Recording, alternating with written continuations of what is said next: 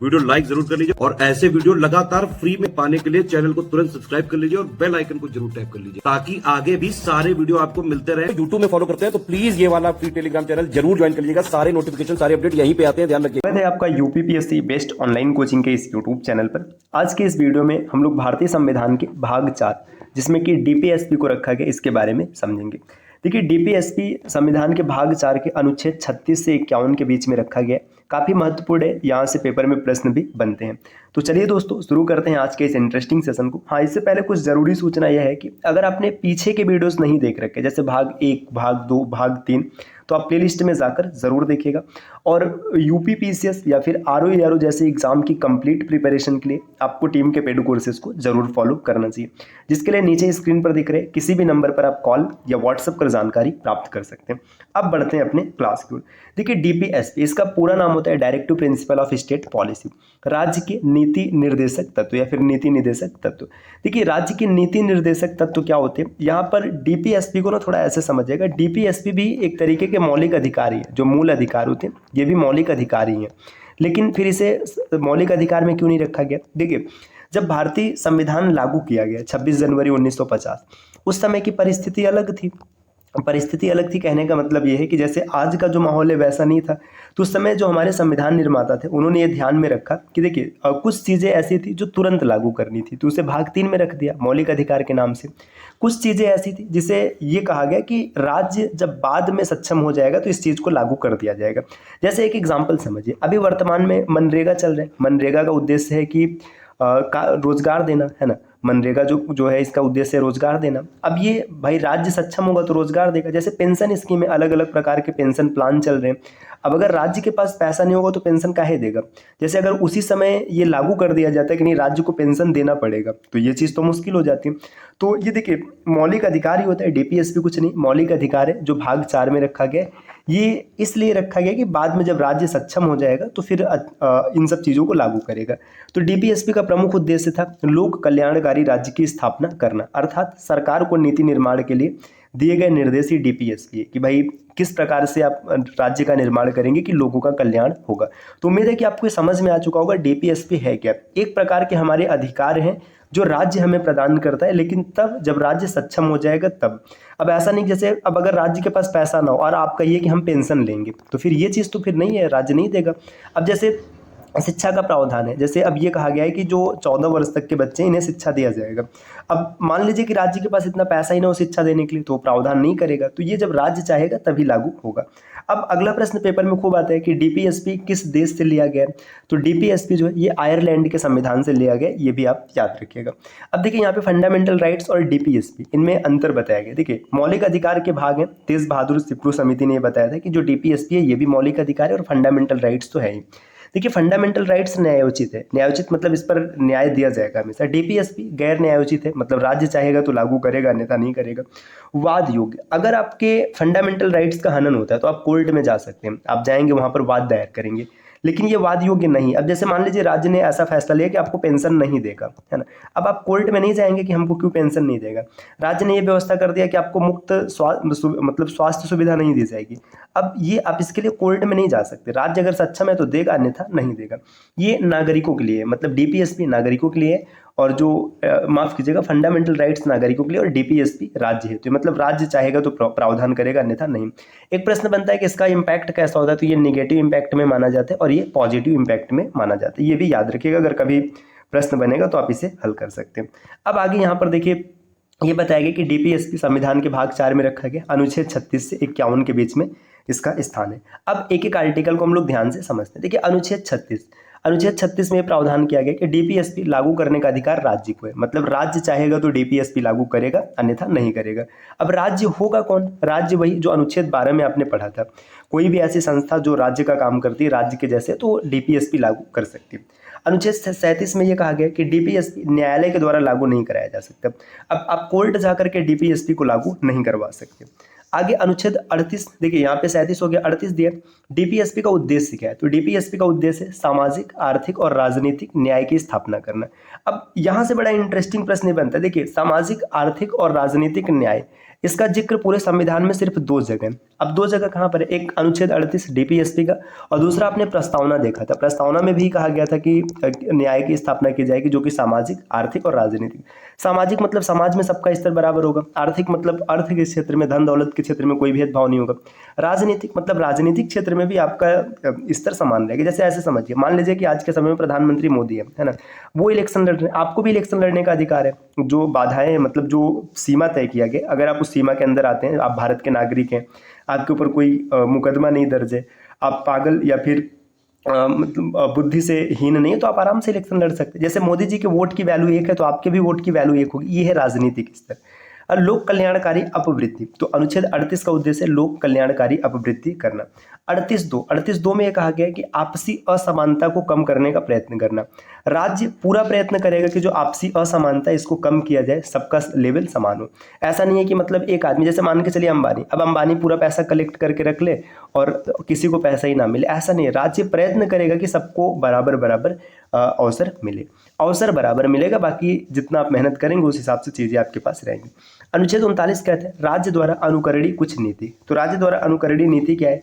देखिए 39A में कहा गया स्त्री और पुरुष को समान आजीविका उत्पन्न कराने का प्रयत्न। राज्य ये कोशिश करेगा कि जो महिला है और जो पुरुष है दोनों के लिए आजीविका के साधन समान हो। अब ऐसा नहीं कि सिर्फ कहा जाएगा कि जो पुरुष है सिर्फ मेल ही काम करेगा, फीमेल काम नहीं करेगी, ये नहीं है। अनुच्छेद 39A ये प्रावधान करता है कि महिला और पुरुष दोनों को रोजगार के समान अवसर प्राप्त किए जाएंगे। 39B कहता है समुदाय के भौतिक संसाधनों का उचित वितरण व स्वामित्व। देखिए जो भौतिक संसाधन है इसका वितरण व संसाधन इस प्रकार रहेगा कि लगभग सबके पास समान रूप से चीजें पहुंचे। अब ऐसा नहीं कि एक आदमी हर चीज को स्टोर करके रखे और दूसरे के पास ना ही पहुंचे। 39C कहता है संपत्ति व उत्पादन साधनों पर नियंत्रण ऐसा हो कि किसी की हानि न हो। अब जैसे मान के चलिए ऐसे एक तालाब है, सार्वजनिक तालाब है, अब इसमें किसी एक ने पूरा कैप्चर कर लिया कि तालाब हमारा है और किसी को हम पानी नहीं पीने देंगे, तो ये अनुच्छेद 39C क्या कहता है कि जो संसाधन है इस पर इस प्रकार से नियंत्रण होना चाहिए कि किसी की हानि नहीं होगी। अब 39D में है स्त्री व पुरुष के समान कार्य हेतु समान वेतन का प्रावधान।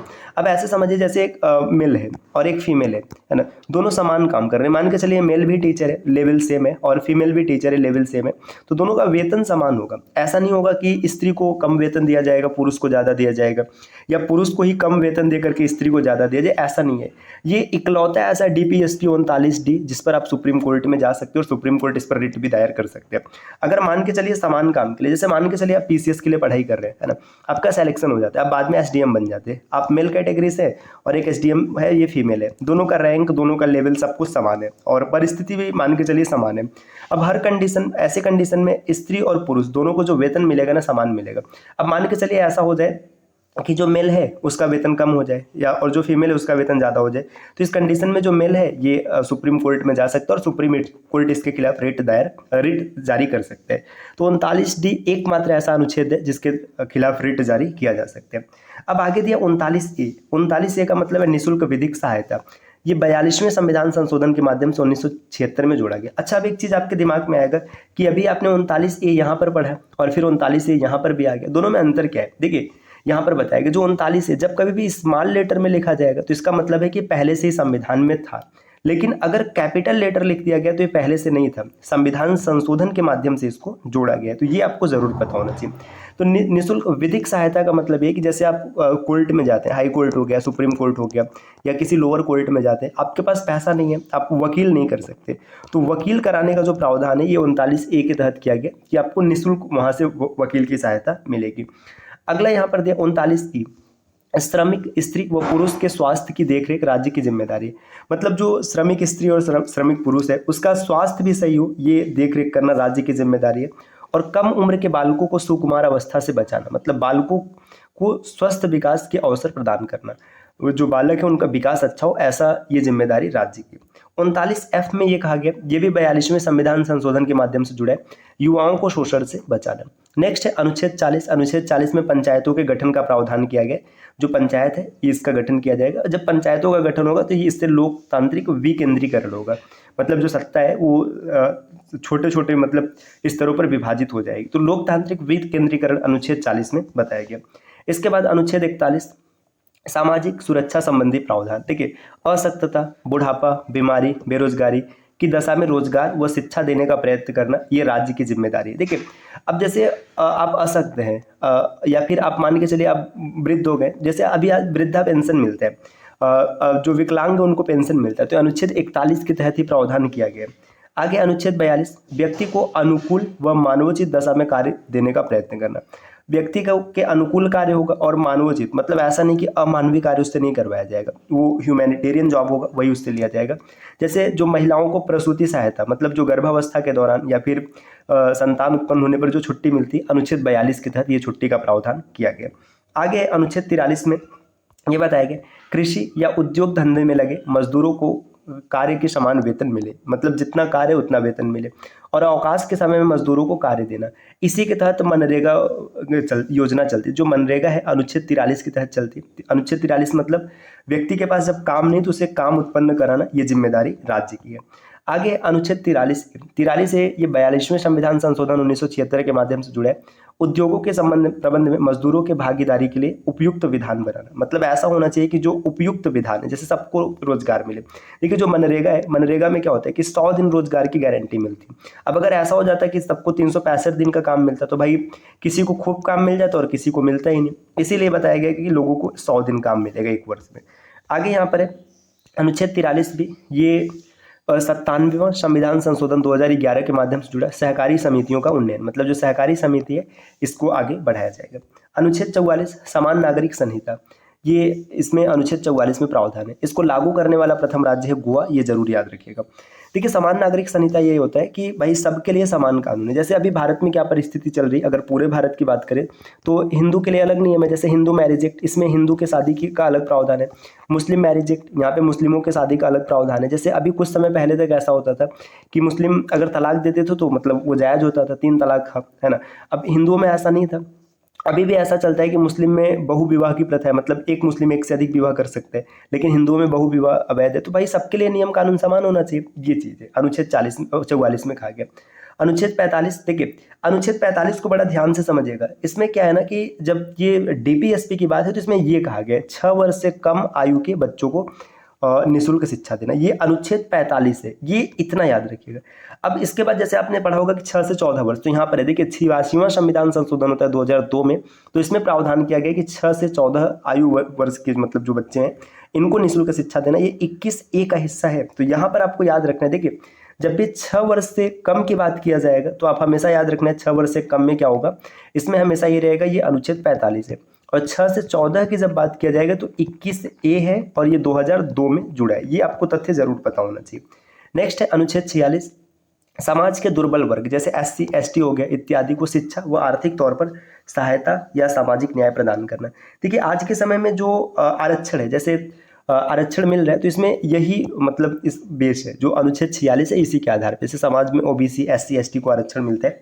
सबसे पहले जब मद्रास ने इसे लागू किया था तो फिर वहाँ पर ये केस बना था, तो मद्रास ने यही वो रखा था कि इसी बेस पर जो समाज के पिछड़े वर्ग है उनको आगे उठाने के लिए उन्होंने ऐसा किया है। अनुच्छेद 47 में प्रावधान है पोषाहार स्तर व स्वास्थ्य स्तर को सुधारने का प्रयत्न करना, मतलब आपका जो पोषाहार है आहार है ये स्वस्थ अच्छा होना चाहिए और स्वास्थ्य स्तर को सुधारा जाए, ऐसा प्रावधान है। मादक व नशीले पदार्थों को प्रतिबंधित करना, देखिए बिहार में शराब बंद है, ये सबको पता है, तो ये किसके तहत बंद किया गया, अनुच्छेद 47 का प्रयोग करके बिहार में शराब को बंद किया गया। अनुच्छेद 48 है कृषि व पशुपालन को वैज्ञानिक व आधुनिक तरीके से अवगत करना, मतलब कृषि अच्छा हो पशुपालन अच्छा हो इसके लिए वैज्ञानिक तरीके प्रयोग किया जाएंगे। दुधारू पशुओं की नस्ल को उन्नत करना, गाय व बछड़े का संरक्षण करना। अब एक पॉइंट बड़ा यहाँ पे इंपॉर्टेंट है, पूरे संविधान में या फिर डीपीएसपी में अगर बात किया जाए तो किस जानवर का जिक्र किया गया, तो गाय या फिर बछड़े का किया गया। देखो दुधारू पशु भैंस भी है बकरी भी है, लेकिन उन सबका जिक्र नहीं किया गया, किसका नाम लिया गया, गाय का, तो ये याद रखिएगा। 48 से 42वें संविधान संशोधन के माध्यम से जुड़े पर्यावरण व वन्य जीवों को संरक्षण प्रदान करना।